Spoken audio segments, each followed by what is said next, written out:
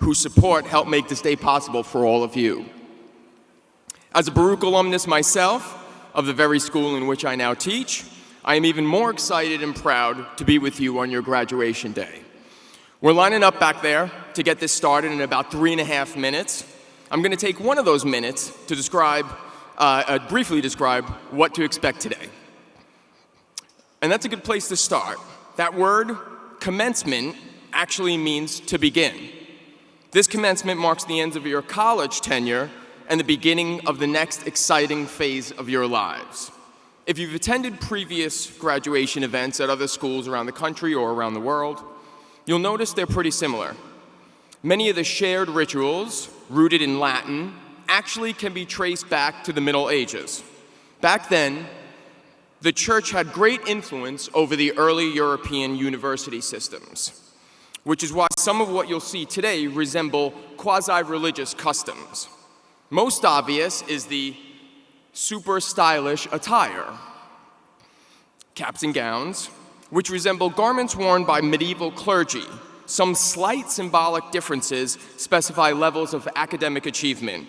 At the highest level, the faculty with doctorate degrees, they wear gowns with broad velvet panels on their sleeves, on the front, and 3 velvet bars on their full, open, rounded sleeves. Even the colors of your hoods are significant. They indicate fields of study: gold for science, dark blue for philosophy, and copper for economics. The length of your hood indicates the degree, with doctorate recipients having the longest. And the smallest, but most fun part, the tassels, which are hanging off your mortarboard. That's what you call the square cap you're wearing, which many of you have decorated. To the undergrads, you haven't yet received your bachelor's degree, so your tassel should be on the right side of your mortarboard. At the end, at the magical time when degrees are conferred, you will shift your tassels from the right to the left. For master's and doctoral candidates, your tassels should be and will stay on the left, like mine, since you've already have your bachelor's. Only undergrads get to have fun with these. Now that that's all clear, here's how the next few minutes will go. First is the procession into the arena. In about a minute when we begin, the 3 schools of Baruch College, the Marxe School of Public and International Affairs, the Weissman School of Arts and Sciences, and the Zicklin School of Business, will be represented by outstanding students bearing each school's banner. Following them, I'll magically appear back there and lead the faculty marshals, a sword of faculty, and lastly, the presidential party into the arena. Once Baruch College President Wallerstein takes the stage, the ceremony will officially begin. Before I end, some quick but important announcements. Now is the perfect time to silence all the phones and the tablets and the phablets and the watches and Siri and Alexa and blah, blah, blah. Don't worry, you can still take pictures, but please remember today is for everyone to enjoy. We're all as eager to see our graduates graduate as you are. Don't be disruptive, please, and don't get out of your seat or block anyone's view. You'll have plenty of time to take plenty of photos. In fact, after the ceremony, outside we'll have stations set up on the plaza for that perfect shot. Even our lovable mascot, the Baruch Bearcat, will be waiting for you. And if you've fallen asleep in like the 1980s and just got up, you should know that you can't smoke in here. Or anywhere, really. Just don't smoke anywhere. Thanks again, and once again, let me welcome all of you to your 2019 Baruch College Commencement Ceremony. Congrats on getting this far, and have a great day.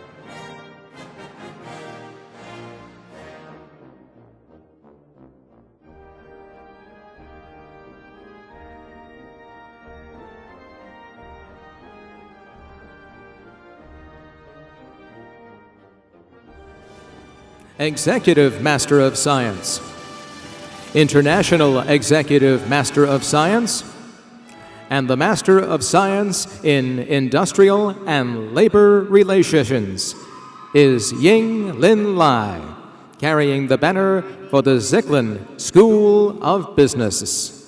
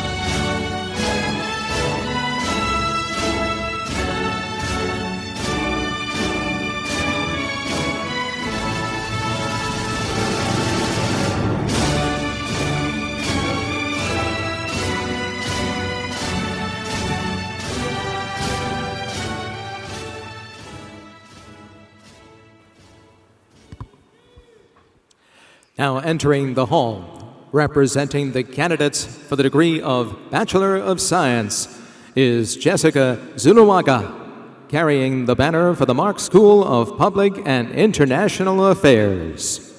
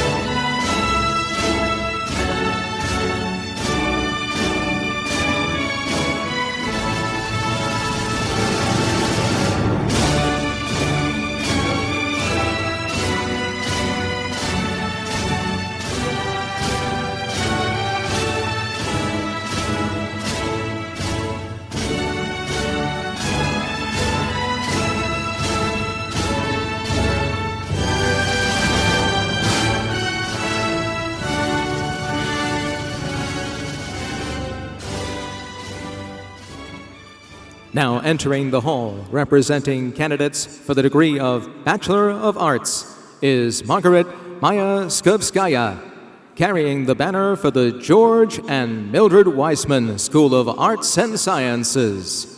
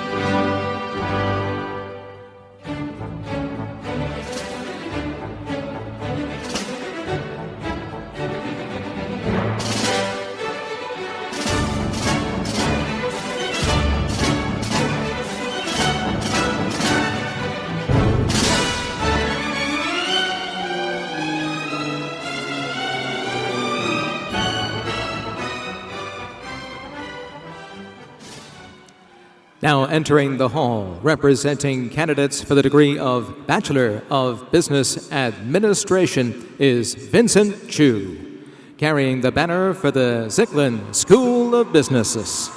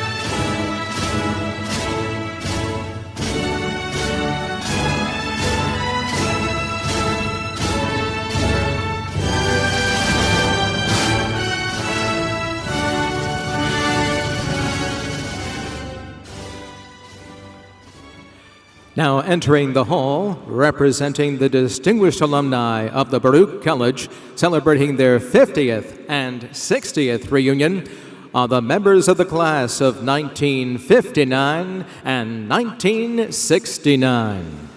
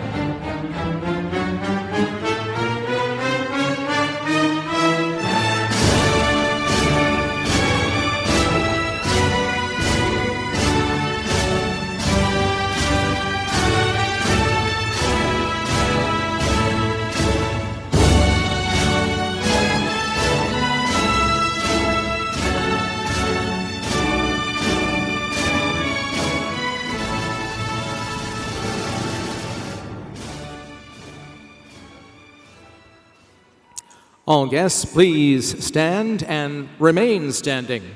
Now entering the hall, the faculty of the Marxe School of International and Public Affairs, the Mildred and George Weissman School of Arts and Sciences, and the Zicklin School of Business of Baruch College, followed by the Commencement faculty marshals.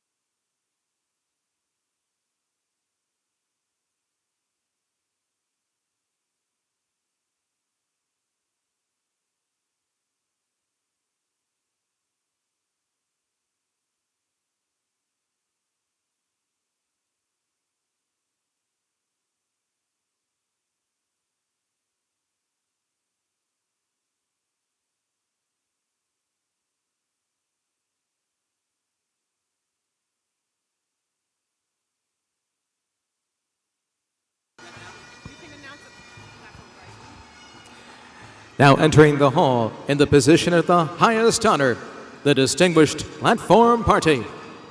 City University of New York trustee Charles Shorter, and the president of Baruch College, Mitchell B. Wallerstein.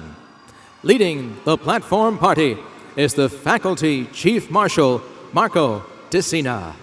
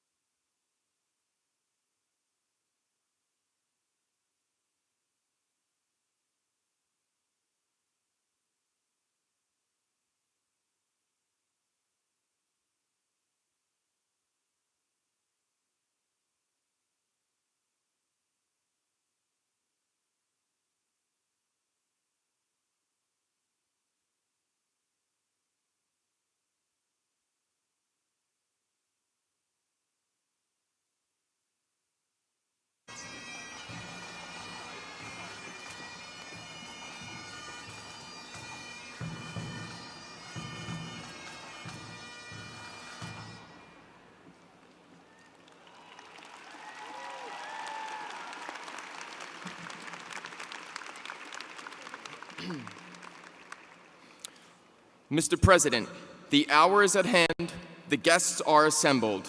May these proceedings begin. As the opening for the event, let us all rise for the national anthem, which will be led by Teresa Parker, director of the Baruch College Chorus.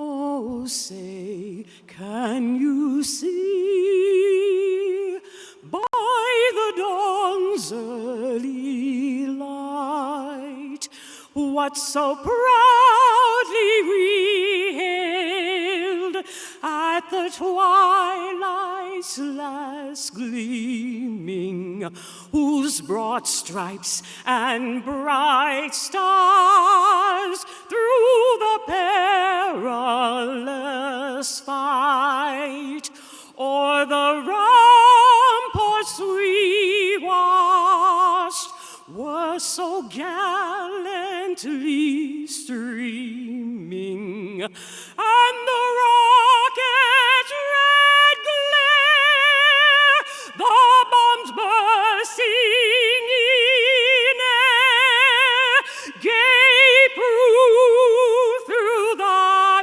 night that our flag was still there. Oh, say, does that star-spangled banner yet wave o'er the land of the free and the home of the brave?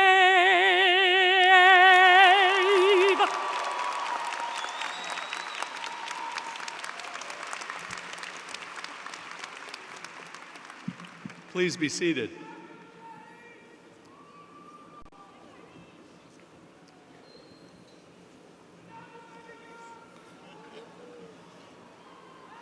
Good morning and welcome to the 2019 Commencement of Baruch College.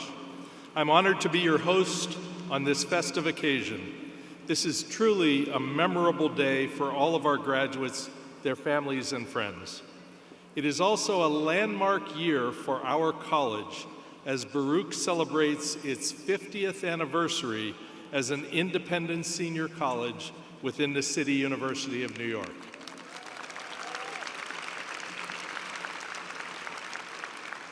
We'll be hearing much more about that later on.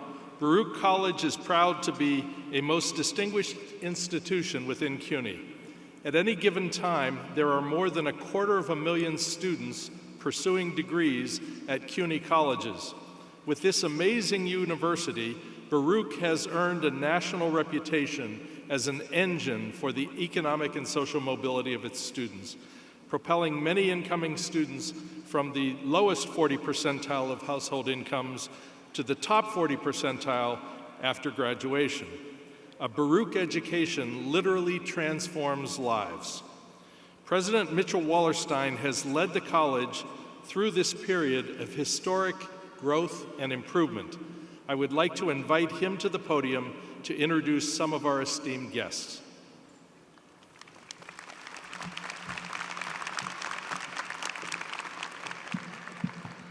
Good morning. It's my pleasure to welcome you all here today, along with a very special and distinguished Baruch alumnus, Carl Hastie, who is the Speaker of the New York State Assembly.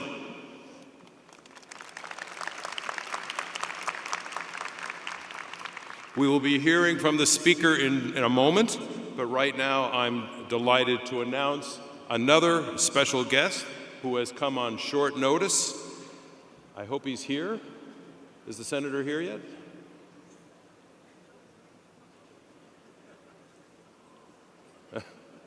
We have a surprise, but he's not here yet.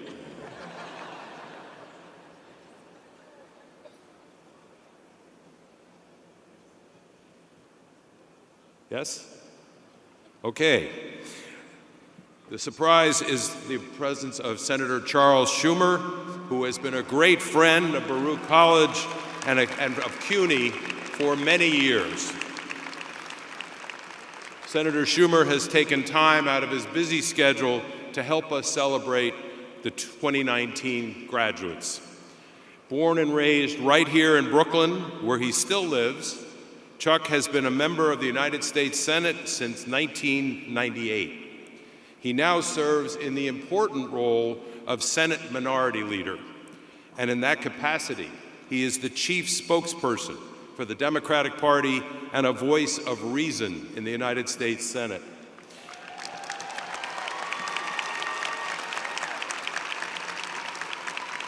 Students, you will appreciate this factoid. Senator Schumer was the valedictorian at James Madison High School, and he scored a perfect 1,600 on his SATs, which helped him get into that school up in Boston with the letter H. I think it's called Harvard. Not as good as Baruch. Not as good as Baruch, he says. Please join me in giving a warm welcome to our senior senator from the state of New York, Charles Schumer. It's great to see you. Thank you. Thank you, President Wallerstein. And first, to the class of 2019 Baruch, congratulations. You've made it. I'd like to thank President Wallerstein and all of the faculty and staff and administrators, clerical folks, all the way down to the people who clean the floors late at night. Together, you, the students, have made Baruch one of the finest colleges of higher learning, not just in New York, but in the United States. Job well done. Now, first, I'd like to announce my class gift. I have a gift for you. You know, it's hard to pay for college. If you're poor, the federal government helps you out. That's a good thing. But what about the middle class and the working class? So a few years ago, I wrote a law, it's now on the books, that says you or your parents, whoever paid for college, can take as a full tax credit $2,500 off your federal taxes for every year of college to help defray the cost of tuition, provided, in Washington, there's always a provided your family income is below $200,000 a year. So, if you come from a family that makes below $200,000, make sure you or mom or dad, whoever paid for college, takes that tax credit. Last year, about a quarter of all the people who were entitled to it didn't take it because it's so new. If you happen to forget, you can fill out a simple form with the IRS, it's only a page and a half, and get a check in the mail of up to $7,500 back. Not a bad class gift. Now, what happens if you come from a family that makes above $200,000 a year? God bless you. But for all of you who are graduating with student debt on your backs, I am now working on legislation that will help reduce your student debt burden after you get out of college. My goal, one of my highest priorities, is to pass a law that says no graduate ever has to devote more than a small percentage of their income each year to repaying those loans. It's long past time our government tackled the student debt crisis once and for all. A brief word to the moms and dads. I know how you feel. A few short years ago, my wife Iris and I sat where you did and watched our daughter Allison come up on the platform and get her diploma. It was one of the greatest days of our lives, and these days it's not easy being a parent, but today you see all that blood, sweat, and tears pays off as you watch your son or daughter graduate and become an adult before your very eyes. Congratulations to the moms and dads. And one more word of thanks. As we are having a great morning here at Baruch's graduation, there are young men and young women, many your age, many from New York, who have volunteered to be in our armed forces. And some of them are in very difficult places, dangerous places, like Iraq and Afghanistan, and they are risking their lives for our freedom and way of life. Let's have a round of applause for them as well.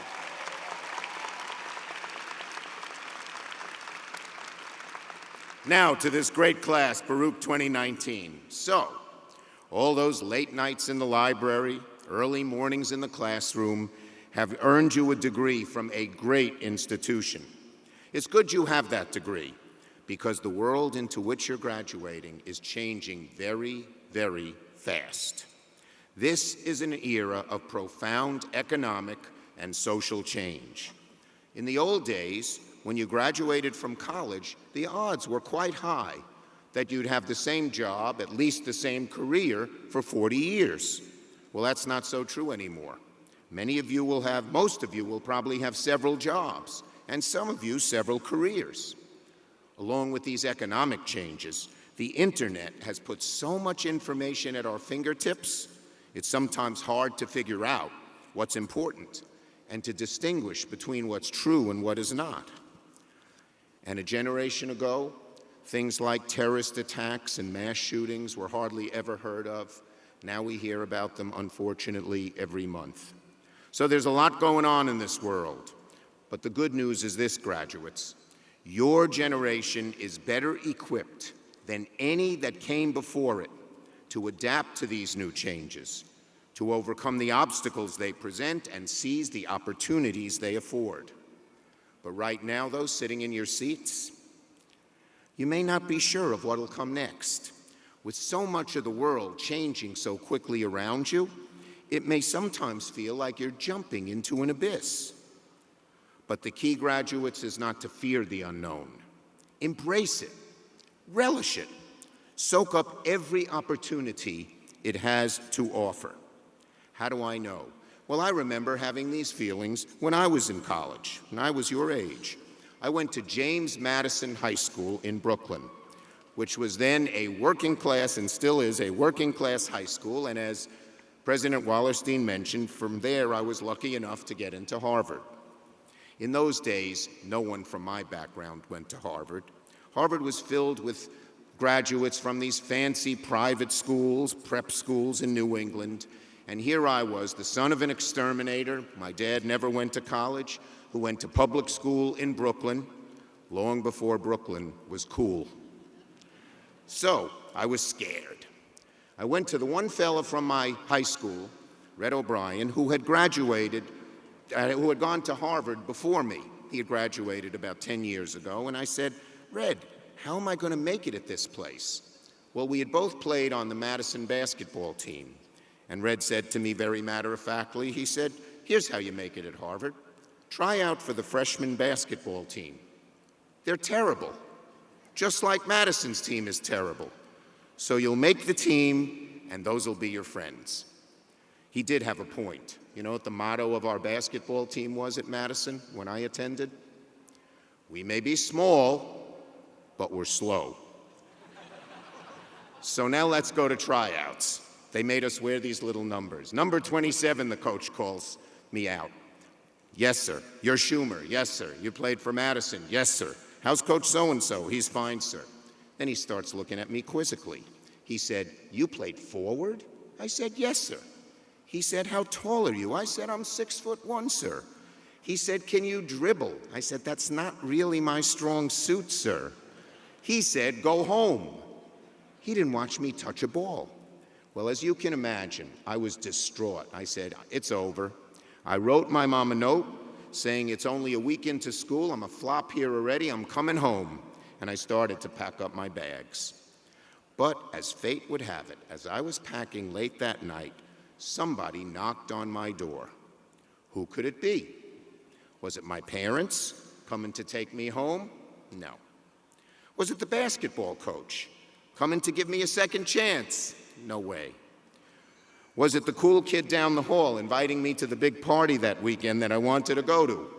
No such luck. The door knocked. I turned the handle slowly, nervous. And there, standing across the doorway, was a guy who said to me, how would you like to join the Harvard Young Democrats? We're working for a man named Eugene McCarthy, running in the New Hampshire primary. He's running to end the war in Vietnam. Well, I didn't have a political bone in my body. My father was a Republican, my mother was a Democrat. We never talked about politics in our house. But I had lost some friends in the Vietnam War. And I was worried about the future of the country that I love. And so when he knocked on my door and said, how would you like to join the Young Democrats? I shrugged my shoulders and I said, okay. The next morning I got on a bus with a whole group of kids from the Boston area and we went up to New Hampshire. I loved it. It was like sports, teamwork. We knocked on doors and divided up the neighborhood. We made up our own leaflets.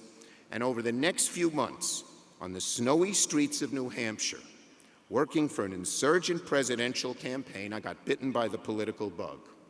McCarthy didn't win the primary, but he came so close that the incumbent president, Lyndon Johnson, stepped down after just one term of office. A ragtag group of students and other assorted nobodies changed the course of history. I thought to myself, whoa, what a system, what a country. I realized how much I loved politics and how deeply I cared about its impact on people. And I was inspired to dedicate myself to making America a better place, as many of you are today. So, I don't know what led that Harvard Young Democrat guy to knock on my doorstep. Maybe it was luck. I'd like to believe it was God's hand. But I took a leap and said okay to something new and completely different, and it had changed my life and enriched my life forever. So graduates, on this day of your great achievement, my advice to you, take the risk. Follow your passion. For those of us who've gotten older, some of the more painful moments are what I call the what-ifs. What if I'd only gone there? What if I'd only done that? In life, graduates, there will always be moments that present new opportunities and change the course of things forever. They may not be advertised as such. No one's going to label them when they appear, and sometimes they're as unassuming as a late-night knock on your door. You just need to keep your eyes open to them. So my message for the class of 2019 is very simple. Go for it. You're about to cast off into the unknown. It can sometimes seem scary, but you've got great assets. One of the best college educations one can get in America here at Baruch. Families that will always have your back through thick and thin. So, garner up your courage, garner up your strength. Put aside your doubts. Take a chance. And if you do, it is my hope, it is my prayer, and indeed, it is my confidence that you will find true joy and true success in life. To this great class, Baruch 2019, congratulations! Good luck! Godspeed, and don't forget, go for it!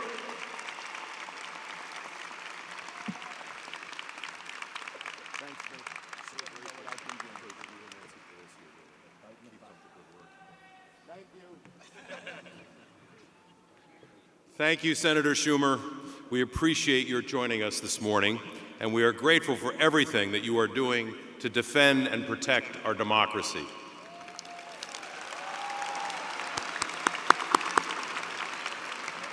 Graduating students, families and friends, returning alumni of the classes of 1959 and 1969, distinguished members of our faculty, and the CUNY Board of Trustees, I am pleased we are all together for this wonderful and important occasion.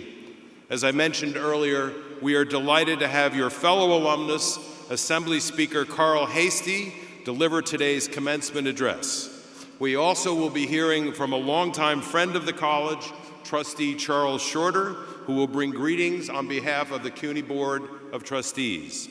And we will award an honorary degree to Max Berger, a distinguished alumnus from the class of 1968 and the outgoing president of the Baruch College Fund. As president of the college, I take great pride in the fact that we will today confer 3,879 undergraduate degrees and over 1,292 graduate degrees.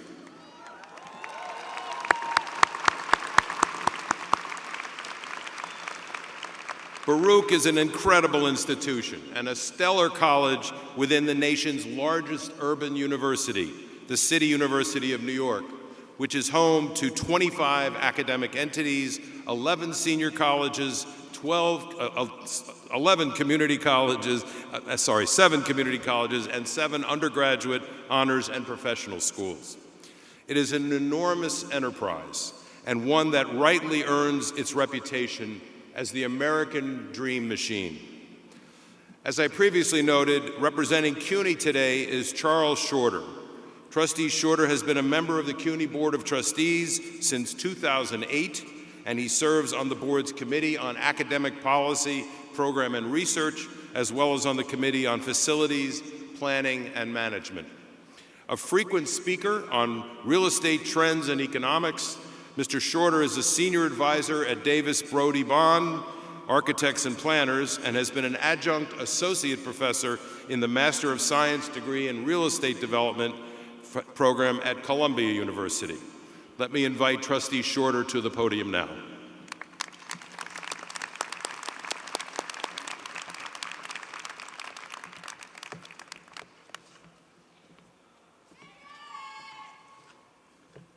Good morning, President Wallerstein, distinguished faculty, guests, family, friends, and most importantly, the graduating class of 2019. Graduates, congratulations to all of you on behalf of the Board of Trustees of the City University of New York. I'm indeed honored, delighted to celebrate your academic achievements at Baruch College's commencement ceremony. You are the pride of CUNY. You're the pride of New York City. Indeed, you are the pride of this entire country. It is also my pleasure, and I have the honor to welcome the keynote speaker and distinguished Baruch alumnus, the Honorable Carl E. Hastie, the 100th Speaker of the New York State Assembly. Speaker Hastie has the historic distinction of being the first African American to serve as leader of that chamber's 150 members, representing communities across the entire state. He has long been committed to public education, particularly for New York students, and the higher education road to success. That program has resulted in a 40% increase in funding support for opportunity programs to help thousands of families afford a college education. Carl Hastie is a friend of education and a steadfast supporter of Baruch College. I also have the privilege and honor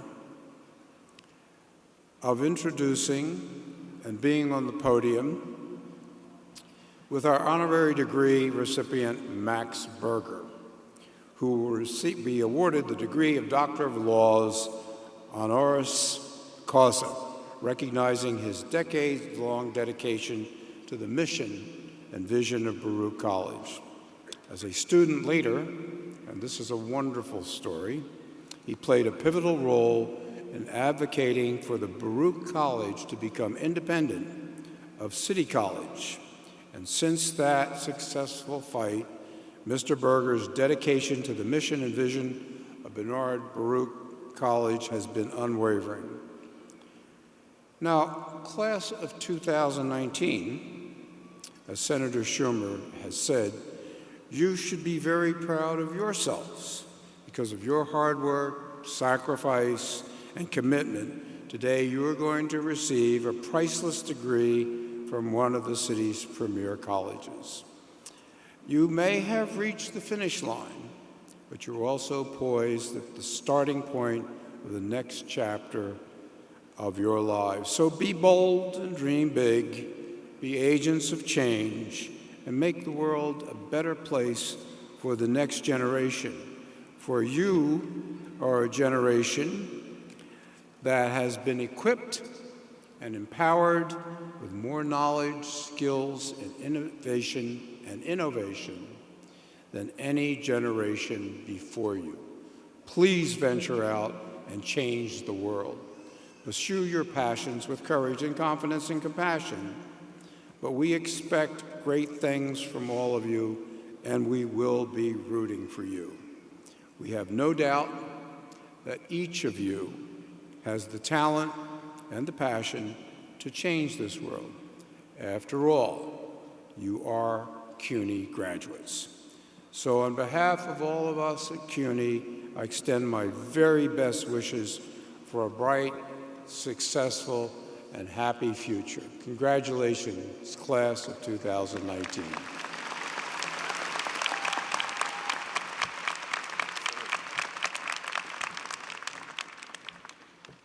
Thank you, Trustee Shorter. We are very pleased that you could be with us today.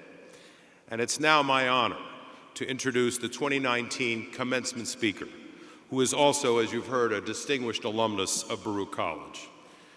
You've also heard that the Honorable Carl E. Hastie is the 100th Speaker of the New York State Assembly. He earned his MBA from the Zicklin School of Business in 2007, and he has the historic distinction, as you heard, of being the first African American to serve as the leader of the members of the House and Assembly. Speaker Hastie represents the 83rd Assembly District in the Northeast Bronx. He was first elected to the Assembly in the year 2000. We owe our profound thanks to Speaker Hastie for advocating for greater support for the operating and capital needs of the City University of New York. Mr. Hastie has strengthened the Assembly's longstanding commitment to supporting high-quality public education, to build bridges to higher education for New York State students. Since 2015, this initiative has provided more than a 40% increase in funding for opportunity programs that help thousands of lower-income families afford a college education. Speaker Hastie has also led the Assembly majority in efforts to uplift communities and promote family-first agenda that puts priority on strategic investments in health, safety, economic, and social well-being of New York families. Under his leadership, the Assembly has won a number of landmark victories that deliver on the majority's promise to expand opportunities for achievement in communities around the state. Prior to becoming Speaker, Mr. Hastie was also a lifelong advocate for workers' rights, served as chair of the Assembly Labor Committee. He was the principal negotiator in securing an increase in the minimum wage in 2015 with the support of his majority colleagues. He began the fight for a $15 an hour minimum wage in the New York State Legislature, and these efforts culminated in 2016 in the successful enactment of a graduated plan to raise the minimum wage across the state to provide workers at the lowest rungs of the economic ladder with a chance to achieve financial independence and success. Speaker Hastie, yes.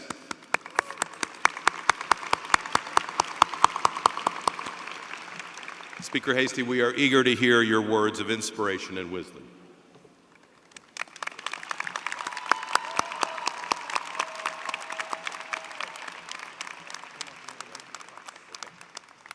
Well, before I give my commencement address, which I'm very honored to do, when you're in the Assembly, you get to do these nice proclamations. And so I wanted to give a proclamation to President Wallerstein for Baruch's 50 wonderful years of educating great students and great graduates, including myself. So to President Wallerstein, thank you so much. Thank you.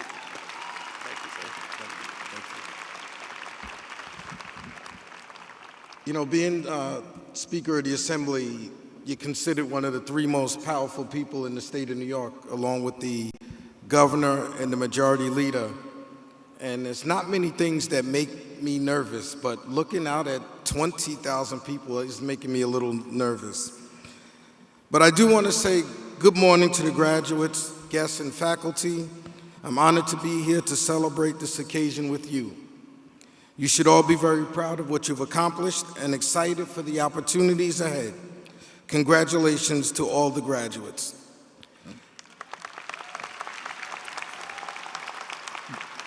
I want the graduates, though, to do me a favor. Can you get up, and I want you to thank your parents and other relatives and the faculty for helping you get to where you are today. So get up, turn to them, and say, thank you, I love you for helping me get here.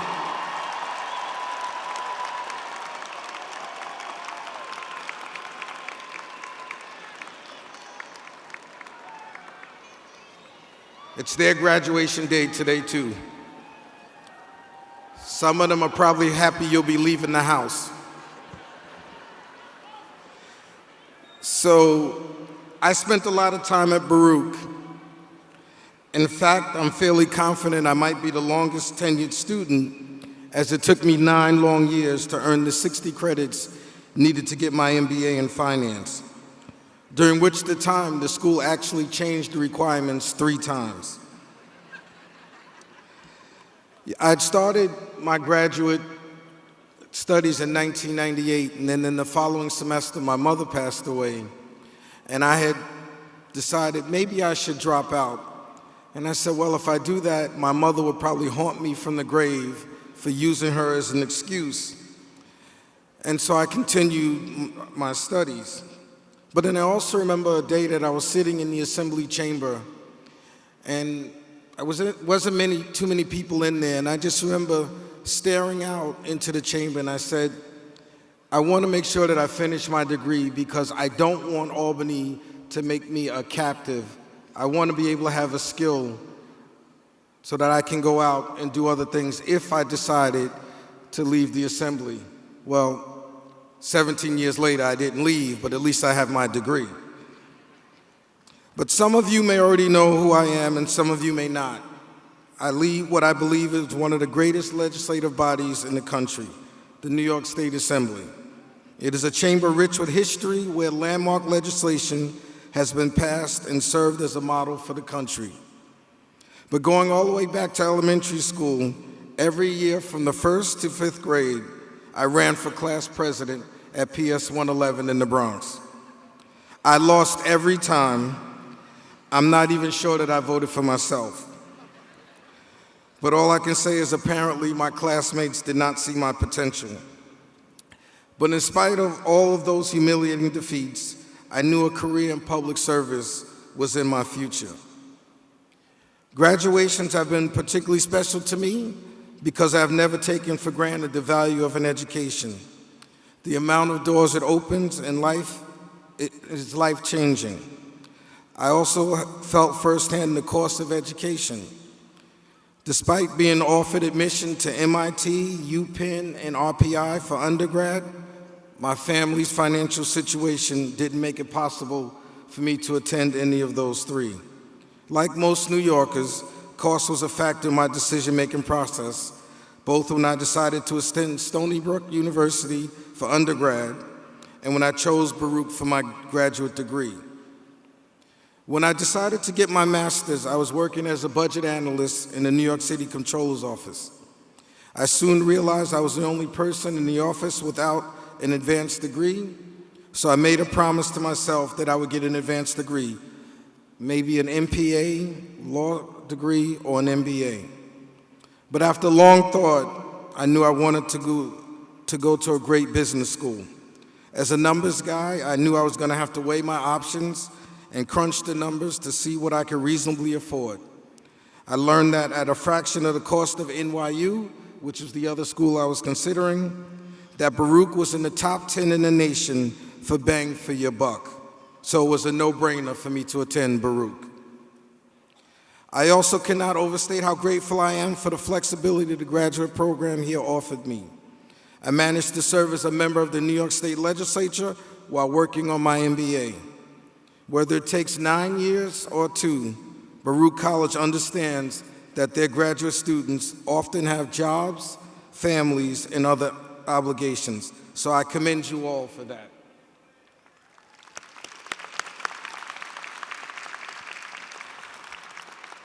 I first ran for the Assembly in 2000, y'all were all babies back then, because I wanted to make a real difference for working families in my community. That's why most people get into public service. I would be lying if I told you this job is easy or lucrative, but it is incredibly rewarding. In 2015, I saw an opportunity to do more for my community, to become the leader of the greatest legislative body in the country, to better the lives of 19 million New Yorkers. And when I first became Speaker, I set a families first agenda. I wanted to promote the health, safety, and economic and social well-being of New York's families. Since then, as was stated before, we have raised the minimum wage, secured paid family leave for all working families, made college more accessible and more affordable for New Yorkers. I was even finally able to realize a long-time dream of mine, breaking ground on a $60 million community center for my constituents in the Bronx. I hope those are some of my constituents that are clapping. But I also wanted to deliver real change in New York. I wanted to fix the fundamental flaws in our broken criminal justice system. I've always said that my speakership would be in vain if I did not reform this unfair system. But a lot has changed since I became speaker in 2015, and that is what I would like to talk to you about today. Political discourse has shifted. The leader of the free world uses Twitter to taunt anyone who doesn't agree with him. Division between Democrats and Republicans has never run deeper. Rifts are forming within parties. The polarizing rhetoric from Washington has made me fearful for the future, for your generation. The current political discourse seems to be that if we aren't in complete agreement on a particular issue, we can't work together.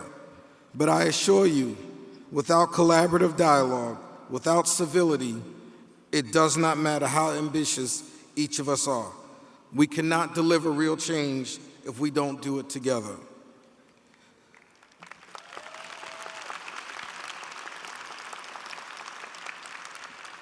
When the rhetoric we hear becomes polarizing, politicians all over are bucking down on a policy we disagree with, it becomes tempting to go to our respective corners and stand our ground more firmly, to refuse to concede or budge. We worry that engaging with the other side will undermine our position. But when our positions become too rigid, we start to turn on our allies.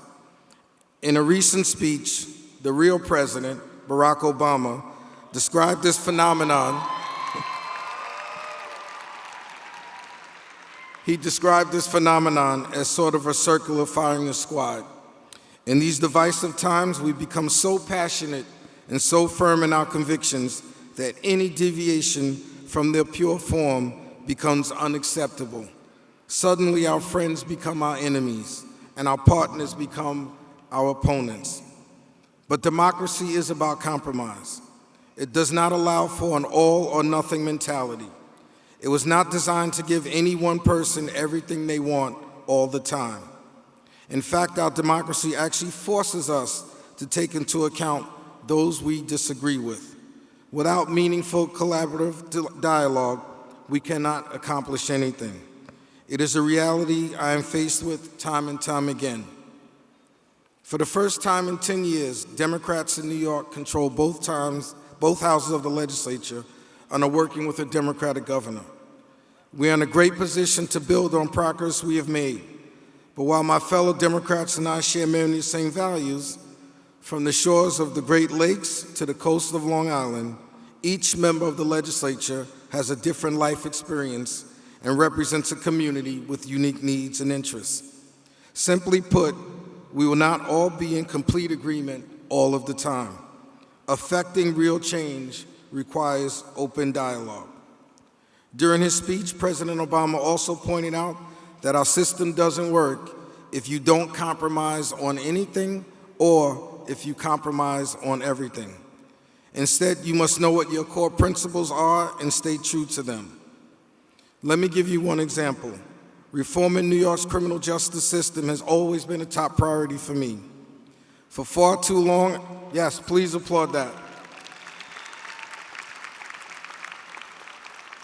For far too long, our system has disproportionately affected communities of color and punished the poor. Cash bail has become a form of pre-conviction punishment that incarcerates people when they are legally considered innocent until proven guilty, simply because they cannot afford to buy their freedom.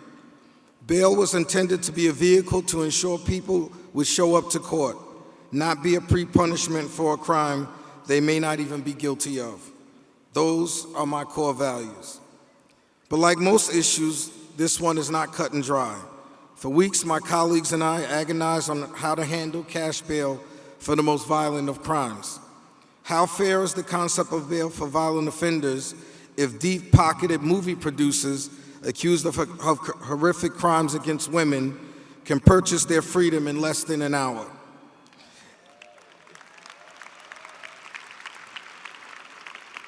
If we base whether or not to use cash bail on individuals' perceived threat to community, Are we punishing them for crimes they may have committed, may not have committed, and crimes they have yet to commit?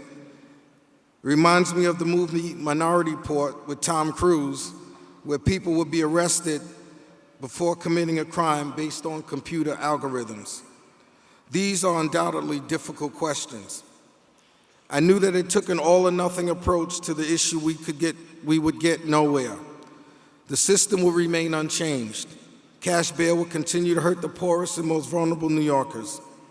But there are a lot of views on this issue that required everyone to work collaboratively to achieve a successful outcome.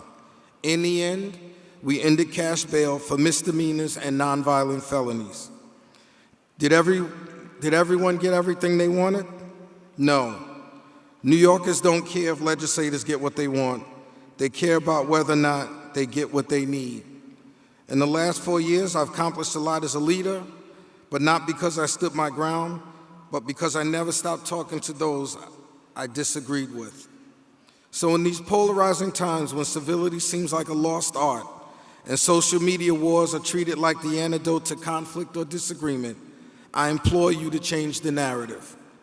Instead of seeing disagreement as a declaration of war, what would happen if we instead said to ourselves, I'm going to work a little harder to convince people that my way is a good way?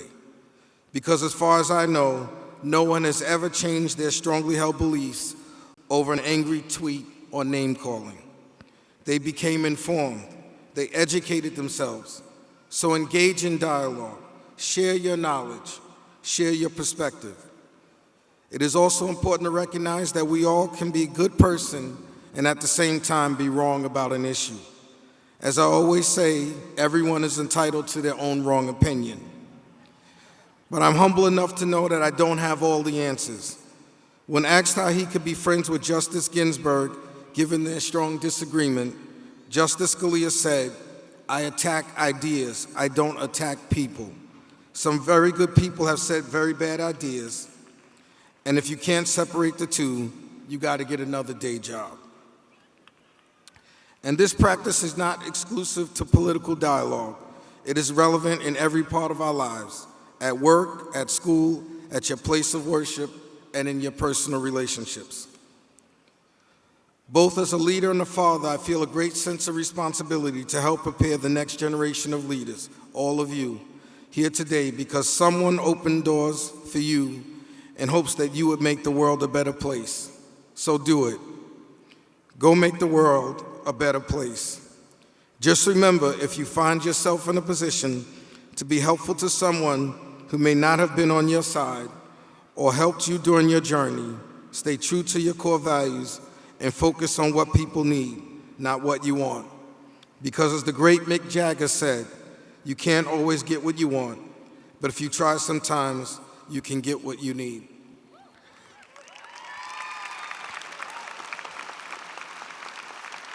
Now, because graduations become, you hear speech after speech after speech, I always like to end my speeches with a story that I hope is a little amusing about how you never know where you're going to end up in life. And I'm going back to about 1988, I know a long time ago. I'm looking at these faces like, wow. And I was a resident assistant at Stony Brook, and I could not make the training, so I got fired. The one and only job that I've ever gotten fired from my life.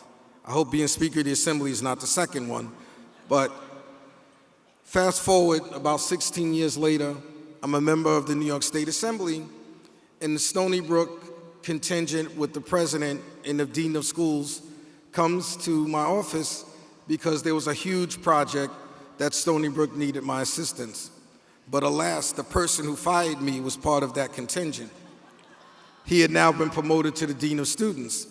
So as the president of Stony Brook was imploring me on how great it was, and you're a Stony Brook guy, you need to be there to help us, I wasn't even listening to her.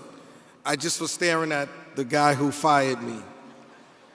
So when President Kinney at that point finished her story, I turned to Dean Stein, I said, do you remember me? He says, no, I don't remember you. I said, well, you fired me about 16 years ago.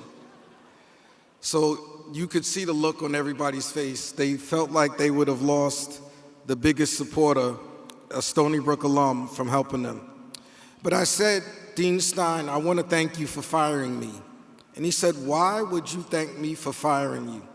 I said, well, I'm the type of person who believes that everything good and bad that happens to you is a reason of why you where you are today. And I said, who knows, if you had not have fired me, I might not be in a position to help Stony Brook with this major project.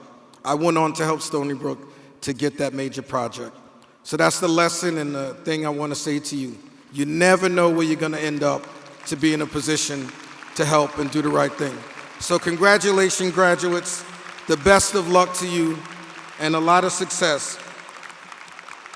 And finally, I want to apologize. I would love to stay and watch all of you receive your degrees, but I have to run up to Albany. We do have session at 2 o'clock today, so I apologize, but I swear to all of you, the best of luck. And like I said, go make the world a better place. Congratulations.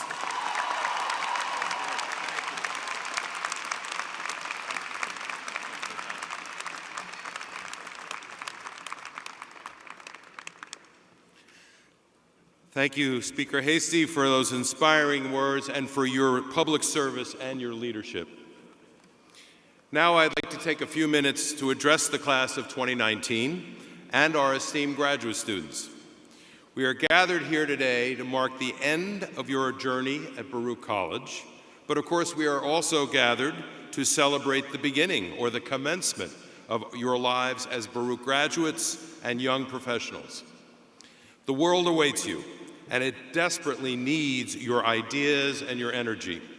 Our nation and our planet is confronting complex and far-reaching problems: growing socioeconomic inequality, deteriorating physical infrastructure, and the looming threat of global climate change that will affect our very existence on this planet. These are just a few of the issues on which you need to reach consensus and take united and urgent action. Yet we find, as you've just heard from the speaker, that the political process is mired in hyper-partisan division, mistrust, anger, and yes, in some cases, outright bigotry and hatred. And this plague of political polarization is not just happening in the United States. It is appearing around the world with proponents of nationalism and populism pitted against the proponents of globalism in the United Kingdom, in Poland, in Hungary, and Brazil, and many other countries around the world. And in such an atmosphere, little that is positive and responses to the challenges before us can get accomplished. But here at Baruch and the City University of New York, we take great pride in our diversity, our multiculturalism, and our welcoming environment for all who wish to pursue higher education. For example, we admit all qualified students, and we do not ask about an individual's documentation.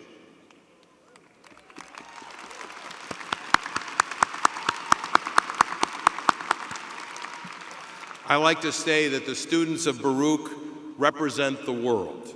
They and their families, and many of you sitting before me today, come from nearly 170 countries and speak more than 110 different languages in their homes.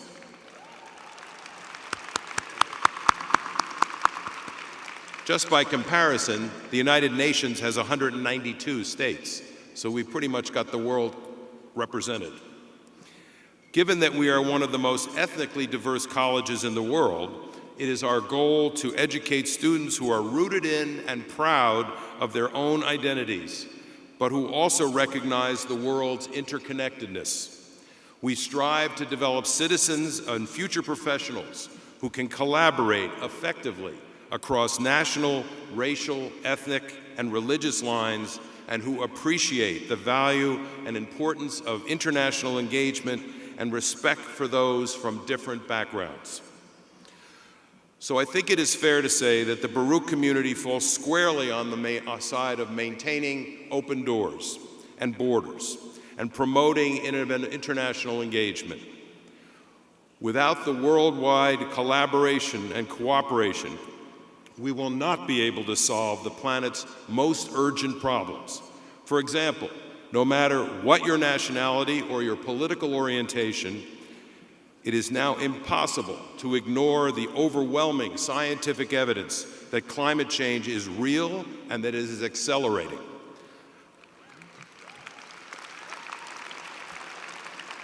Among the proof points, more violent and more frequent storms, devastating and unprecedented droughts, and enormously destructive forest fires, the melting of the glaciers and the polar ice caps. This is causing rising sea levels that is happening much faster than had previously been anticipated. And this is already beginning to threaten coastal cities like New York and Miami and many other cities as well. A growing scarcity of water, both for drinking and for agriculture, that is a major cause of migration and political violence. And in the world's ocean, a serious decline in fishery stocks and the destruction of the coral reefs. As evident as these problems are becoming, it is equally clear that global challenges of climate change can only be solved through global cooperation and engagement. Not, as the current U.S. leadership seems to believe, by withdrawing from the Paris Climate Change Agreement or by destroying fragile protected lands in the quest for more fossil fuels, which only serve to make the climate change problem worse. Indeed, we will only solve the threat of global climate change if we find creative, cost-effective ways to move beyond fossil fuels. And this will be one of the major challenges of your time as adults in the United States and other countries. Cross-cultural collaboration is also a cornerstone of scientific advancement, international trade, and business at all levels. Global cooperation has, for example, enabled us to prevent, treat, and in many cases cure previously fatal diseases such as polio, smallpox, AIDS, and Ebola. To explore outer space and understand our own planet, to make extraordinary advances in artificial intelligence and machine learning that are bringing such potential advancements as self-driving vehicles, personal robots, and highly personalized medical diagnoses and therapies. International trade in raw materials and every conceivable consumer good, as well as digital services and educational programs, has made the world also increasingly interdependent. And it has left the United States and most other countries around the world highly vulnerable to trade disruptions and trade wars, such as the one that is currently underway between the United States and the People's Republic of China. There are no winners in these tit-for-tat struggles, and there are likely to be many losers. Advances in digital communication have dramatically changed the way people get information, and they have enabled connections between people in rural villages and in urban centers around the planet. But they have also made people and democracies more vulnerable to hacking, fraud, and theft of personal information. And we are now on the precipice of another major advance in smartphone technology with the introduction of 5G. In short, this is not the time for any nation to be building barriers and walls, to be abandoning critically important international trade and arms control agreements, or to be imposing trade barriers. Too much is at stake for our planet, and there are too many urgent human needs that the world can only address if it acts together as a global community. Thank you.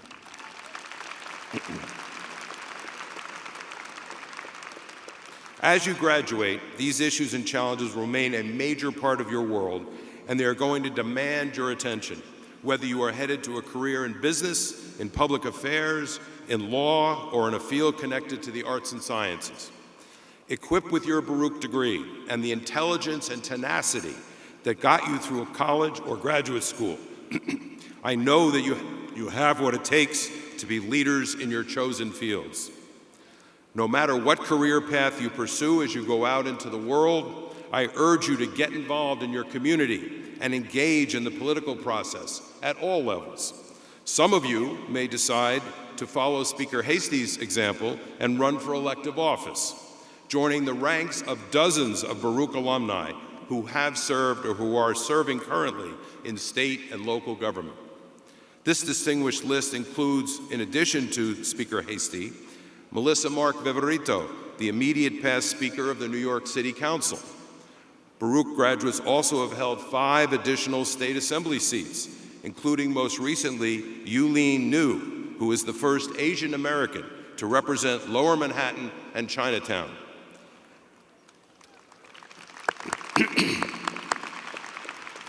Other Baruch graduates who are first in their elected public office include Assemblyman Ron Kim, who is the first Korean American ever elected to the New York State Legislature. New York City Council member Francisco Moya, who is the first Ecuadorian American elected to public office in the United States.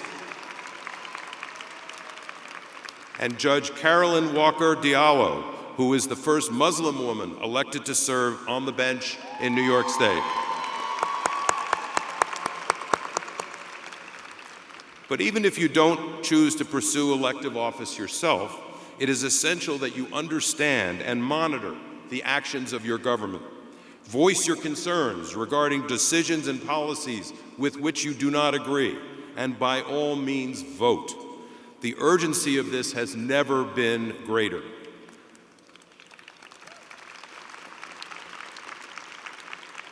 In the recent midterm elections, we saw just how powerful the right to vote is, with a record number of women, 117, and minority candidates elected to the U.S. Congress. How did this sea change happen? Because the 2018 electorate was younger and more diverse than the midterm electorate in 2014. 10% more young people between the ages of 18 and 29 came out to vote. Latino participation was up 174%. African American participation was up 157%. In short, it is up to you to make our government, our corporate leadership, our arts community, and our education system as diverse, vibrant, and accountable as possible. Baruch has given you the knowledge and the skills that you will need to make this happen. The world is now yours for the changing. As a testament to the Baruch can-do spirit and pride, I would also like to take a moment to applaud the alumni from the classes of 1959 and 1969.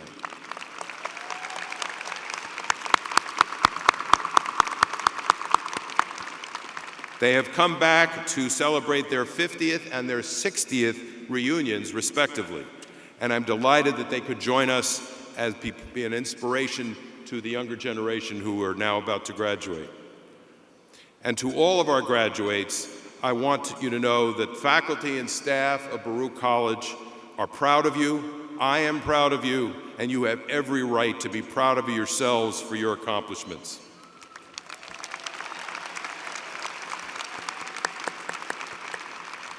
And now, enough with the speechifying. Let's get on with honoring this year's Salutatorian and valedictorian. Thank you.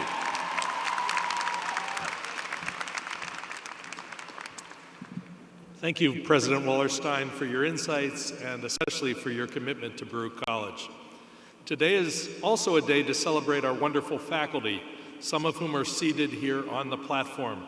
The faculty is the intellectual heart and soul of any college, and at Baruch we are fortunate to have talented and dedicated professionals. People who pursue careers in academia are making a commitment to preserve and expand knowledge for the benefit of humanity. They do this through their own scholarship and through the knowledge and understanding of the world that they have imparted to you, our graduates.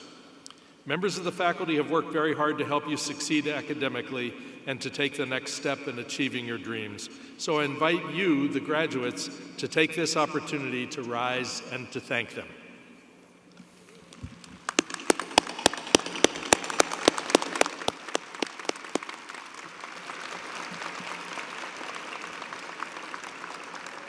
Thank you. Every year we also identify 4 outstanding scholars who are selected to receive the Presidential Excellence Awards, and 2 of them are here with us today.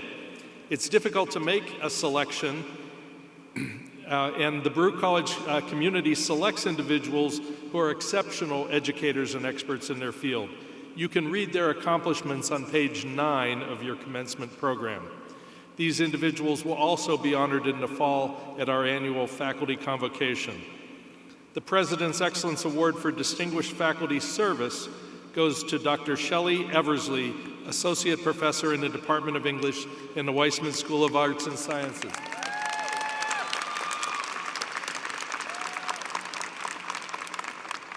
The Presidential Excellence Award for Distinguished Teaching is awarded to Dr. William Ferns, Associate Professor in the Paul H. Chook Department of Information Systems and Statistics in the Zicklin School of Business. Congratulations to you both.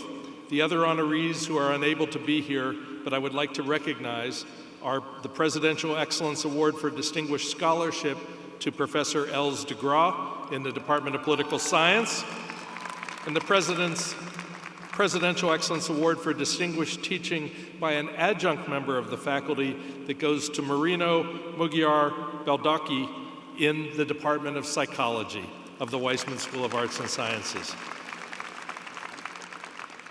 A variety of awards and honors are also bestowed on our graduating students each year. There are too many, in fact, to be distributed or named individually in these exercises. To give these outstanding individuals special recognition that they deserve, President Wallerstein and I, along with Dean of Students Art King and Deans Birdsall, Huss, and Romero, conducted the Student Achievement Awards ceremony on May 15th, where 220 awards were awarded to 197 students. The awards recognize academic excellence, leadership, community involvement, athletic success, and outstanding achievements in specific disciplines.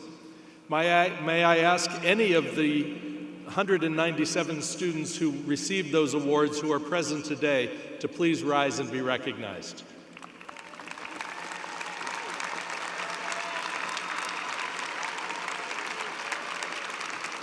Thank you.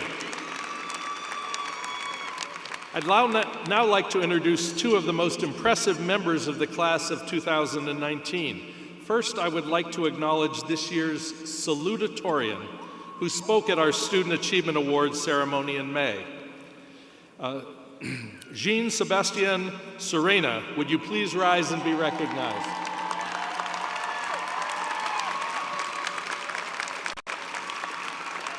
Jean Serena has earned a Bachelor's of Business Administration in Information Systems with a minor in theater. He received several scholarships to support his studies, including the Paul H. Chook Cybersecurity Scholarship and the U. Lamley Scholarship. Jean's service to Baruch has been outstanding. He is a peer educator, certified with the National Association of Student Personnel Administration, which equipped him to be a peer advocate for wellness services. In this role, Jean held one-on-one conversations with students seeking self-help resources and information about health and well-being. Jean also served as an executive peer mentor in the first-year seminar, as an orientation leader for new students, and as an active member of the Undergraduate Student Government Arts Committee. In addition to graduating with a BBA, Jean also has a full-time offer from Ernst & Young. Congratulations.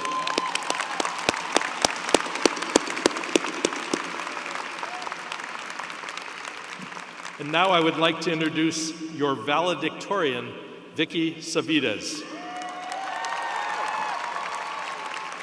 Vicky Savides graduated from Baruch College and the Macaulay Honors College with a bachelor's in business administration in accounting, with minors in New York Studies, Spanish, and a concentration in philosophy. Vicky is a Max Berger Pre-Law Fellow at Baruch, as well as a Fellow in the Futures Initiative at CUNY. A global citizen, Vicky is proficient in Spanish, modern Greek, and classical Greek. She studied in Salamanca, Spain, and in Florence, Italy, and attended the Fulbright Summer Institute at the Glasgow School of Art, and the Future Leaders Summer Institute at the University of Strathclyde. Vicki's leadership and service roles include President of the Pre-Law Society, Honors Peer Advisor, Editor-in-Chief of the Macaulay Messenger, President of the Gastronomy Club, and first-year peer advisor. She's held several internships and received numerous honors. I'm pleased to announce that Vicki will pursue an MS in taxation at Baruch next year. Please join me in congratulating Vicki Savitas, who will now address the class.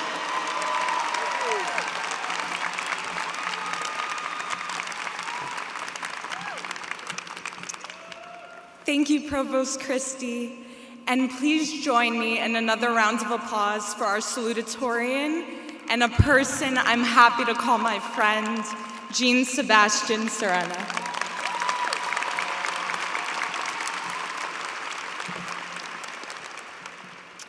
President Wallerstein, deans, faculty, distinguished guests, and most importantly you, the class of 2019, congratulations.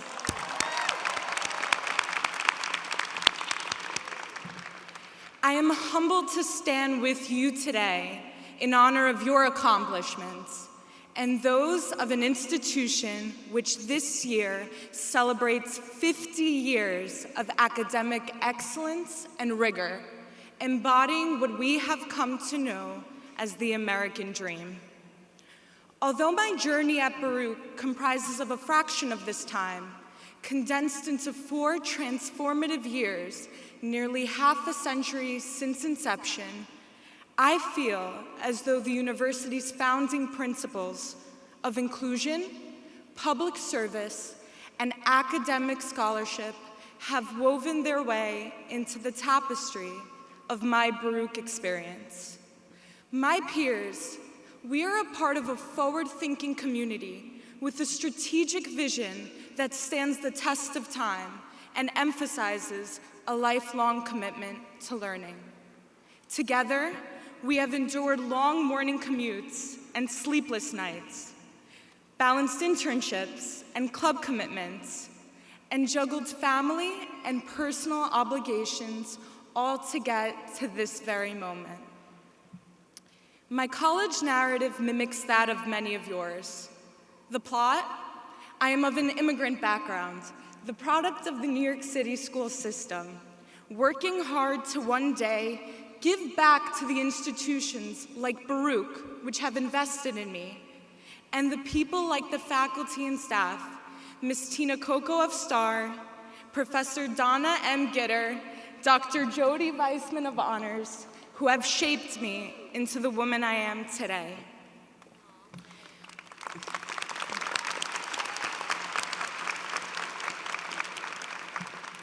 Growing up in a Greek-American household, my parents instilled in me a passion for knowledge and a commitment to community service, reminding me and my brother of the words of Aristotle.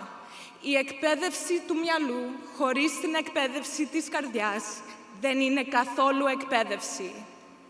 Educating the mind without educating the heart is no education at all.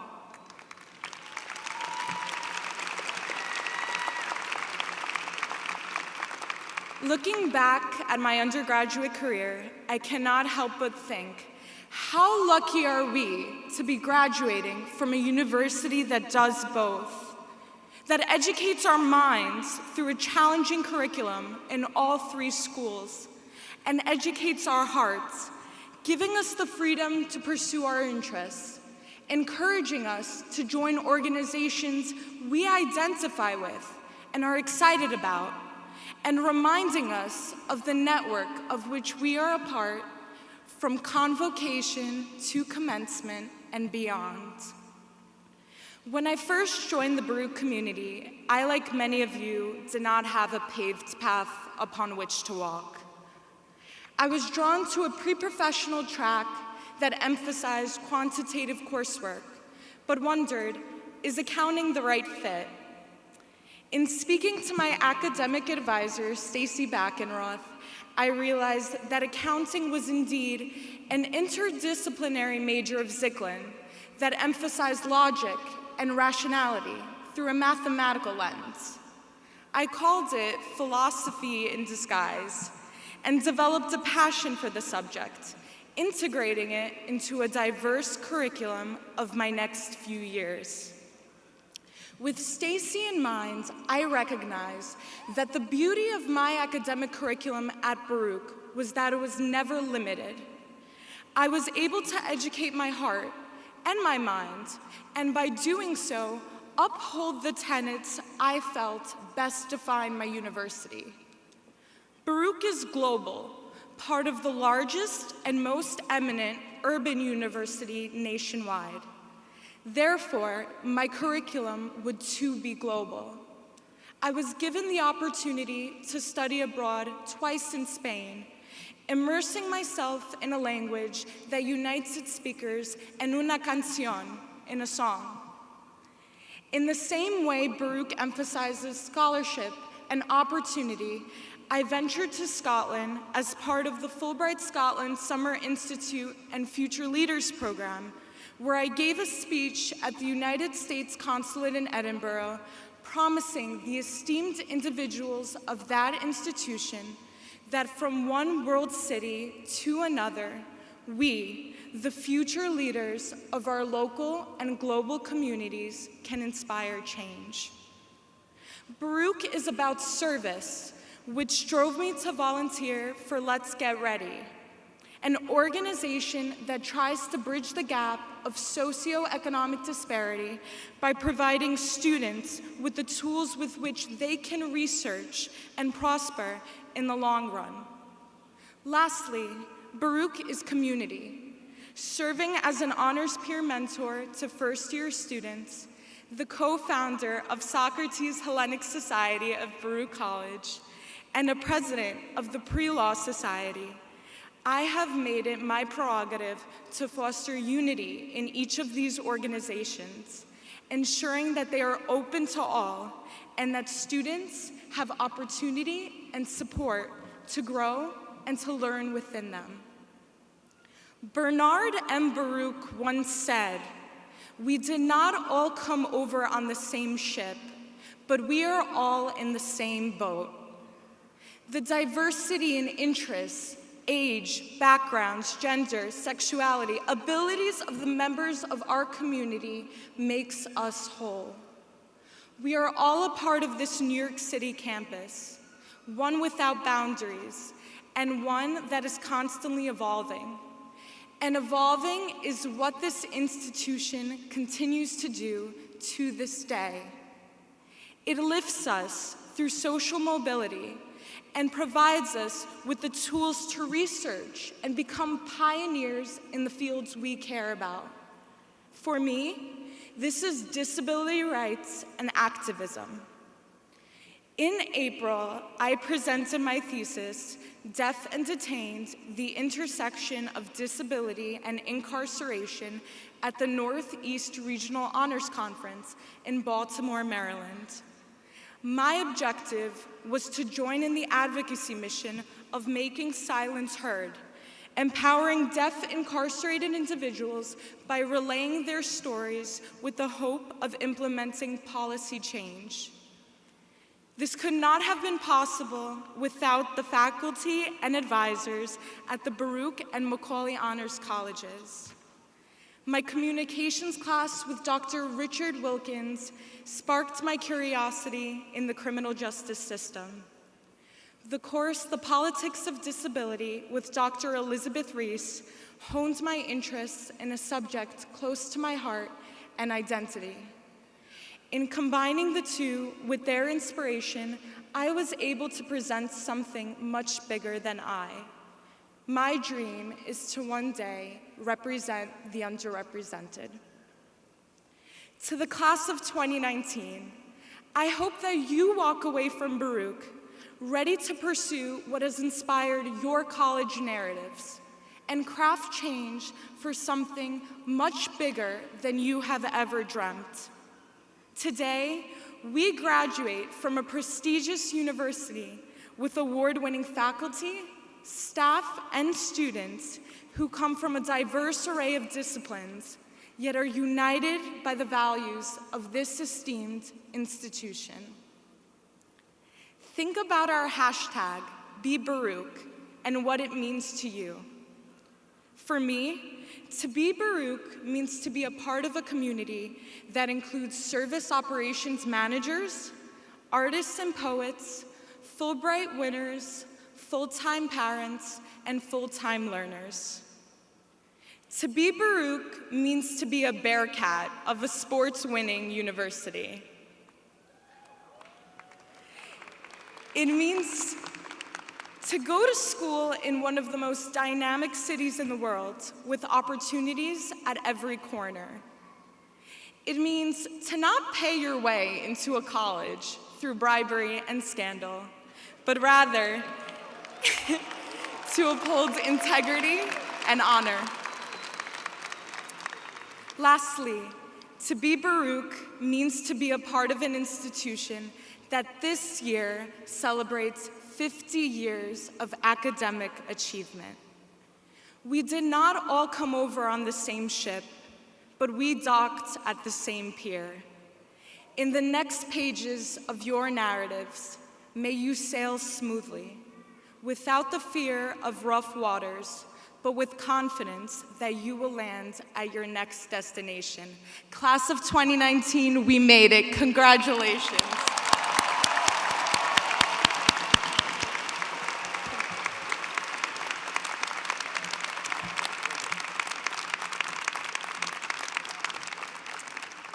Thank you, Vicki, and we certainly hope that you and Jean and all of our graduates stay in touch and let us know how your journey unfolds. It is now a time-honored tradition in higher education to present honorary doctoral degrees to a person who has made a significant difference in society. This degree is presented honoris causa, meaning for an honorable cause or reason, and it is the highest honor Baruch confers upon an individual for non-academic achievement. I now ask Fenwick Huss, the Willem Kuyker Endowed Dean of the Zicklin School of Business, to escort our honorary degree recipient, Max Berger, to the podium.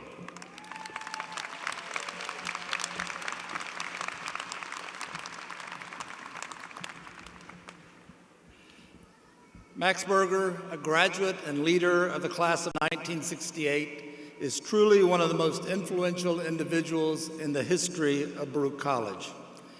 In a couple of minutes, Max will tell you a little bit about how he led the undergraduate student government at an extraordinary time in the college's history, how he and his classmates successfully fought the Board of Higher Education to have Baruch College become an independent senior college within CUNY. But what I want to tell you is that Max's passion for Baruch and his sense of what is right for Baruch, those have not waned over the decades. He has served on Baruch College Fund Board of Trustees since 2003, and he became its president in 2015. He has led a scholarship campaign, the first ever in CUNY, that raised $21 million. He personally established the Max Berger pre-law program, benefiting generations of aspiring attorneys, including our valedictorian, Vicki. Max, we are deeply grateful for your inspired leadership and lifelong commitment to Baruch. Truly, we would not be where we are today without you.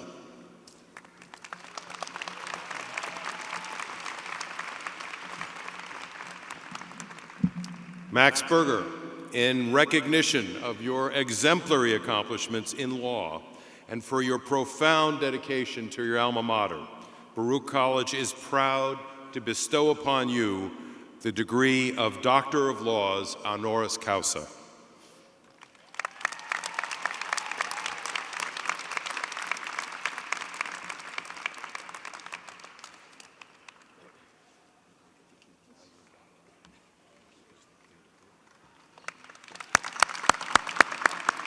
I would like now to invite Max to say a few words to our graduates.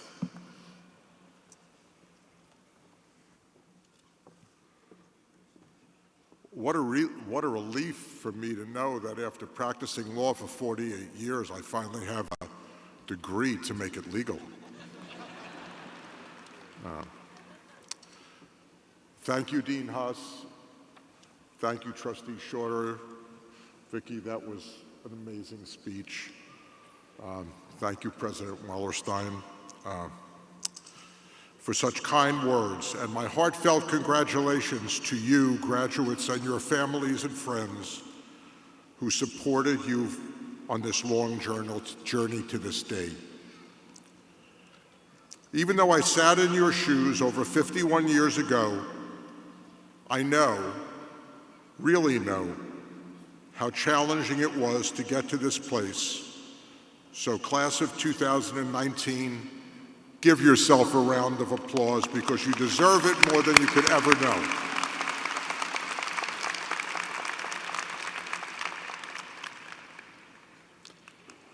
I'm feeling very overwhelmed right now. Frankly, I've never received an honorary degree before, let alone an honorary doctorate degree. I've seen many people receive them, and I always thought how special that must be for them. So when President Wallerstein told me that the college had decided to award an honorary doctorate degree to me, I was both elated and stunned. Elated because of the incredible honor it represented, and stunned because I thought, what did I do to deserve this?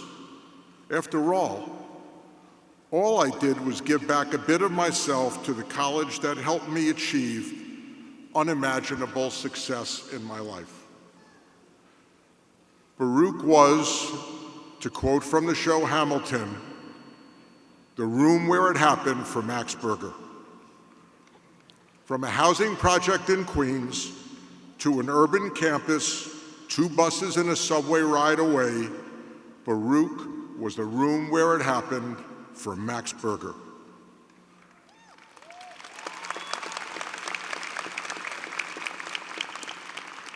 Put another way, Baruch was the start of the American dream for me, so while there are honorary degrees being conferred all over the city during these weeks, some meaningful to the recipients and some not, none could have greater meaning than this one has to me.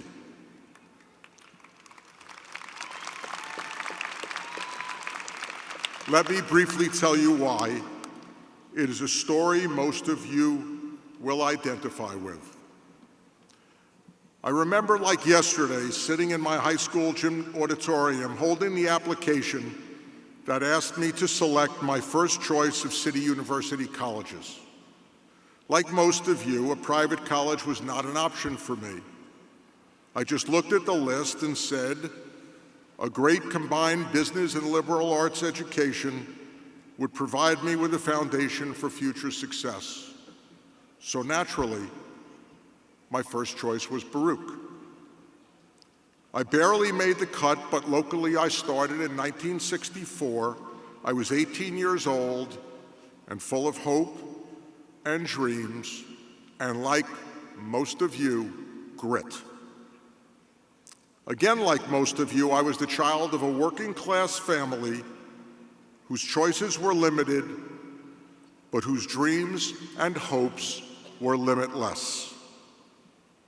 We had a campus life with no trees or grass, of course, and we learned from the best and the brightest. Like most of my classmates, I worked to help support myself and my family through college. We had an outstanding time working hard and playing hard.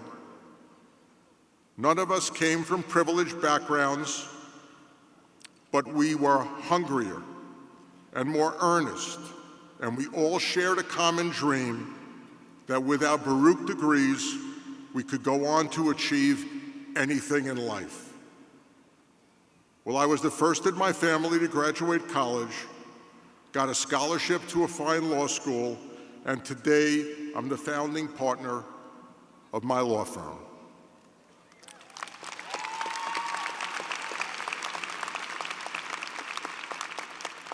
More importantly, I'm the proud husband and father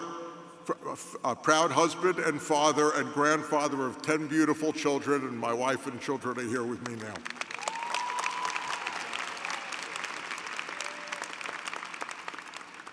I truly believe that the core values that guide me in my professional and personal life and keep my fire burning were formed at Baruch. Today, as you've heard, Baruch College is the brightest star in the City University system, serving thousands upon thousands of upwardly mobile children of immigrants and working-class families with an outstanding four-year college education and graduate school. And as you've heard, it is also the most diverse college in America. The surnames and countries of origin are quite different from my days at Baruch, but at bottom, the dreams and opportunity Baruch provided to achieve them remain the same, as you heard so eloquently from Vicky Savitas. Beautiful speech, Vicky. I've been so blessed in my life in so many ways, and I try not to take things for granted. One of those things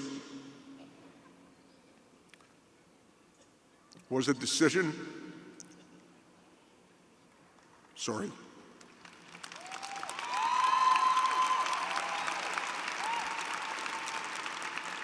was the decision to check off the box marked #1 as choice #1 for Baruch on my high school auditorium back in 1964, and the tremendous impact that decision had in my life.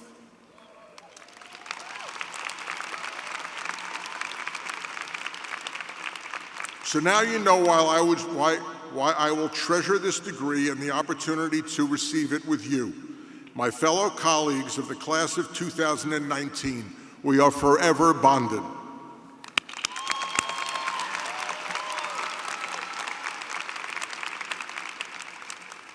From the bottom of my heart, I wish you congratulations, continued success, good health and happiness as you move on. But I implore you, please do not forget our responsibility to the generations of Baruch students to come. Thank you very much. Thank you.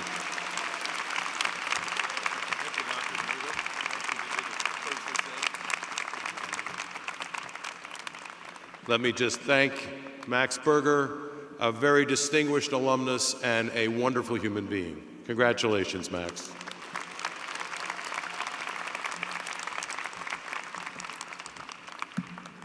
In a first ever for a Baruch College commencement, I'm now going to turn the stage over to a group of our student performers, our own a cappella group, the Blue Notes.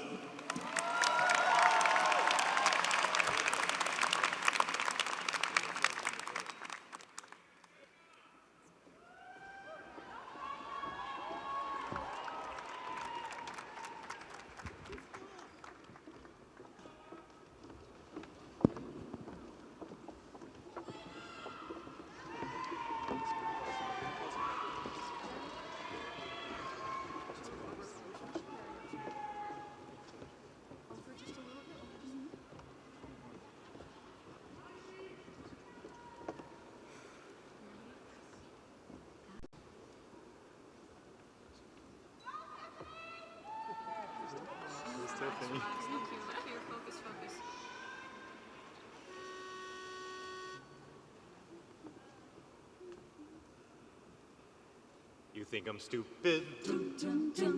You think I'm going crazy, having you on my mind? You think I'm helpless?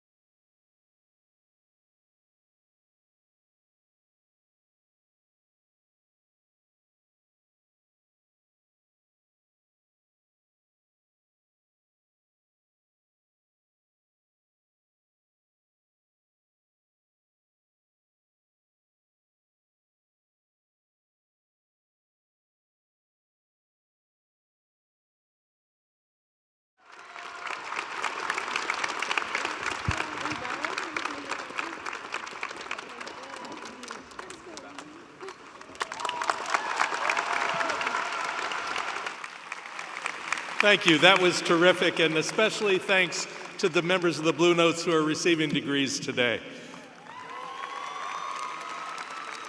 Baruch College awards PhD degrees in both business and industrial organizational psychology in partnership with the CUNY Graduate Center. Last week's ceremony at David Geffen Hall included 8 doctoral degrees to students who completed their coursework and dissertations under the direction of Baruch College faculty. We are proud to recognize those students as graduates of Baruch College. Now it's time for today's main event, the conferral of 5,171 bachelor's and master's degrees granted by the Baruch College of the City University of New York.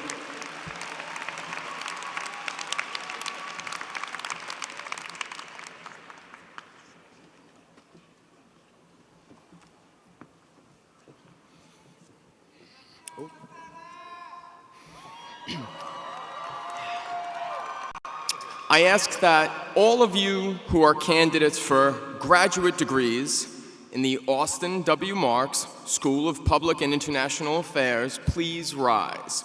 Presenting the candidates is Marxe Dean David Birdsell.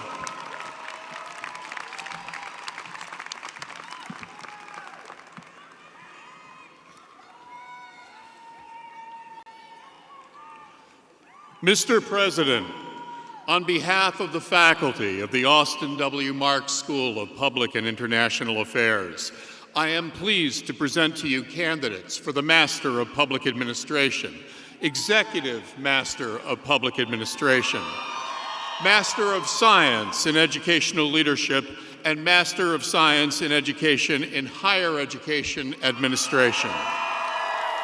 And I respectfully request that they be awarded the degree earned. These 273 men and women represent the future of our government, our schools, and our nonprofit organizations. I know many of them. I am proud of every single one of them, and I can attest that we have every reason to be optimistic about the future of our community. Accepting a symbolic diploma on behalf of her classmates is Catherine Lee.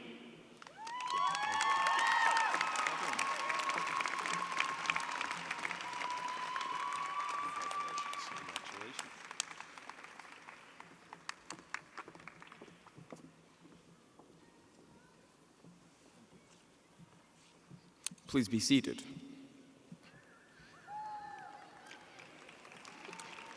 I'm a little biased on this one.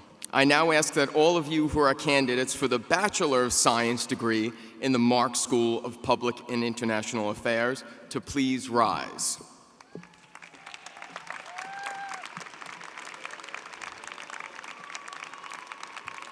Mr. President, once again, on behalf of the faculty of the Marxe School of Public and International Affairs, I am proud to present to you these students from among the 61 outstanding candidates for the Bachelor of Science degree and respectfully request that they be awarded the degree earned.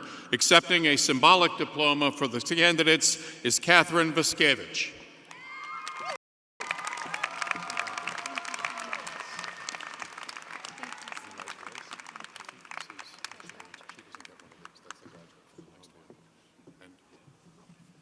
And I want to add that the Master of International Affairs has graduated its first cohort, and they stood proudly with the graduates just moments ago. Congratulations, first cohort of MIA students. Please be seated, guys. Will all the candidates for graduate degrees in the George and Mildred Weissman School of Arts and Sciences please rise? Presenting the candidates is Dean Aldemaro Romero, Jr.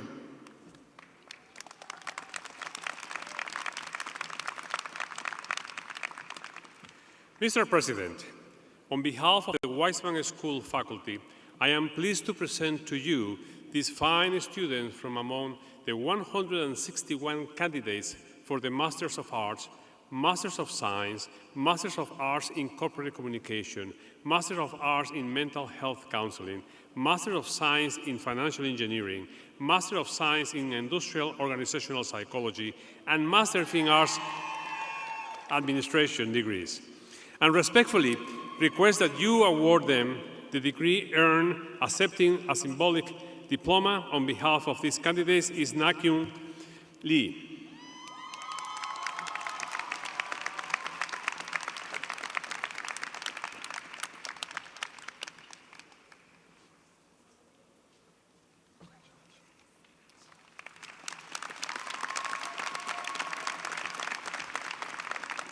Please be seated. Now, will all the candidates for the bachelor's degree in the Weissman School of Arts and Sciences please rise?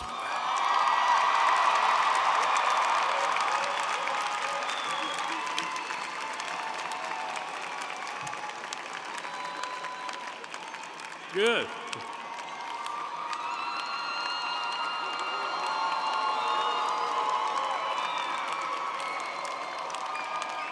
What a crowd. Mr. President, I am now honored to present to you these students from among the 925 candidates for the bachelor's degree in the Weissman School of Arts and Sciences. They have pursued a traditional liberal arts curriculum while taking advantage of the professional training available to them, and as a result, Mr. President, they are ready for anything, and I mean anything. I respectfully ask that you award them the degree earned. Accepting a symbolic diploma on behalf of the candidates is Gordon Land.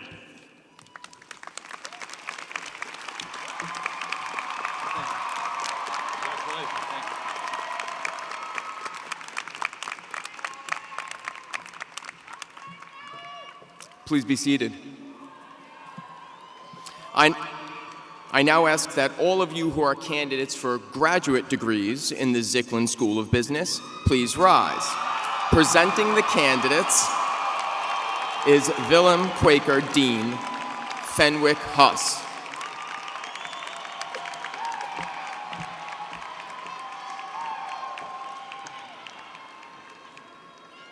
Mr. President, I proudly present the candidates from the following programs: Master of Business Administration, Executive Master of Business Administration, Master of Business Administration in Healthcare, Master of Science, Executive Master of Science, and Master of Science in Industrial and Labor Relations.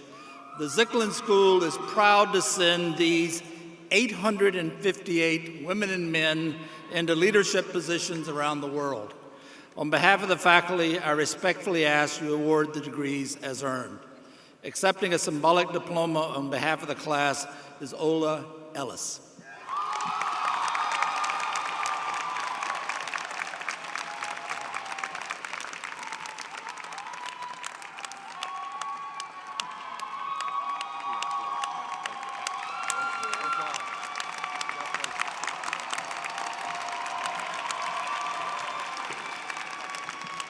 Please be seated. Finally, will all the candidates for the Bachelor of Business Administration in the Zicklin School of Business please rise?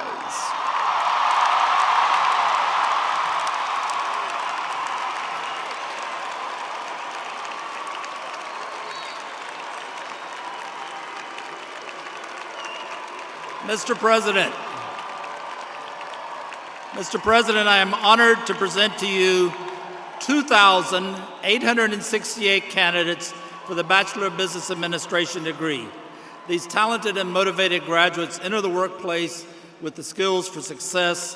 They will go far. On behalf of the faculty, I respectfully ask that you award the degrees as earned. Accepting a symbolic diploma on behalf of the class is Chris Angelides.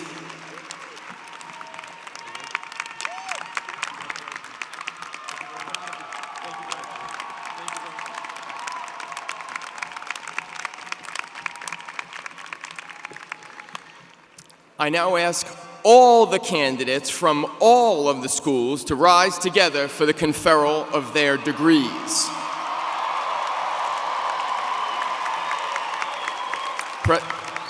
President Wallerstein, on behalf of the entire faculty of the Bernard M. Baruch College of the City University of New York, I ask that you confer the degrees upon the candidates that have been assembled here today.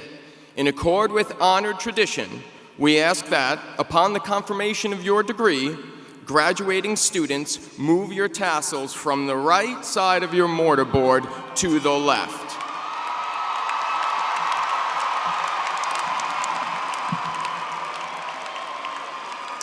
Thank you, Chief Marshal. This is my absolute favorite time of the year.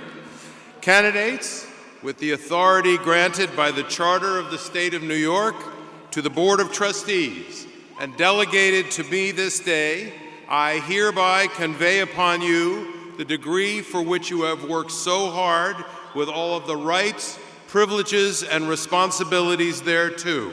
As Baruch celebrates its 50th anniversary of our first graduating class, congratulations!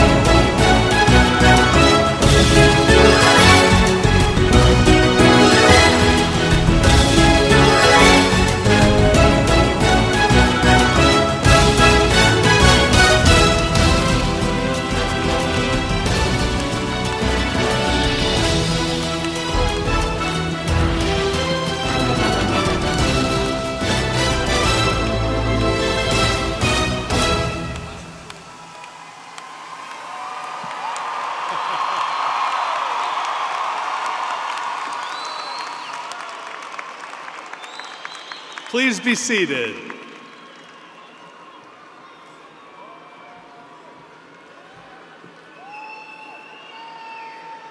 Graduates, you have now joined that exceptional group, the alumni of Baruch College, who distinguish themselves in the rich commercial, civic, and cultural life of this great city and beyond. This is my last commencement as Provost of Baruch College, and I could not be more proud of our students, faculty, and staff, and you, the audience who support our students. It has been an honor to be a part of Baruch College story for the past 6 years. I want to thank our longtime soloist, Teresa Parker, our Chief Marshal, Marco DeSena, and a great team of the college's staff, headed by Damali Smith, the Director of Student Life, and Kenya Lee, Chief of Staff to President Wallerstein, for their wonderful contributions. It is fitting that the final act of these ceremonies is the singing of the Baruch College alma mater, led by Teresa Parker, Director of the Baruch College Chorus. The words and music can be found on the overhead screens and also on the first page of your program. I invite you to rise and sing along.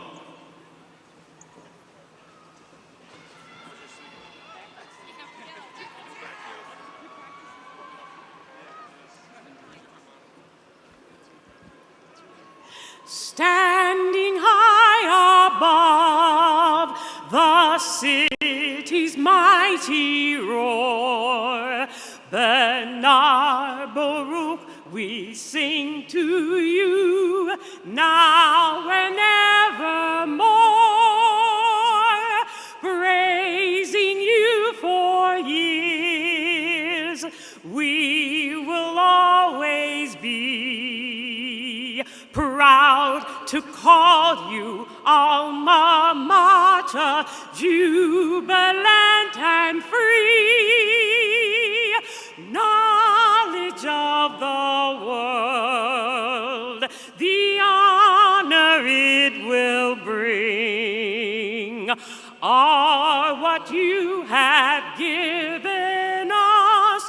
That is why we sing. Your dignity and strength makes our spirit soar. Bernard Baruch, we sing to you forever.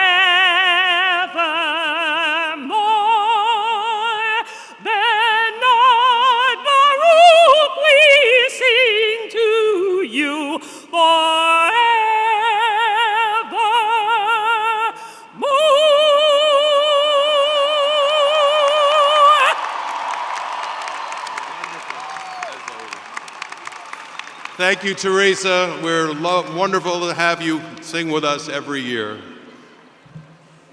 And now the Chief Marshal. Yeah.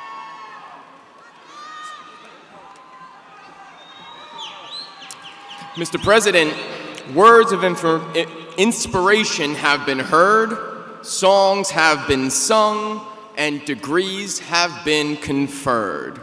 Please remain in your places until the faculty and platform parties have left the stage. I hereby declare that these exercises of the 2019 commencement of Bernard M. Baruch College of the City University of New York are now concluded. God bless.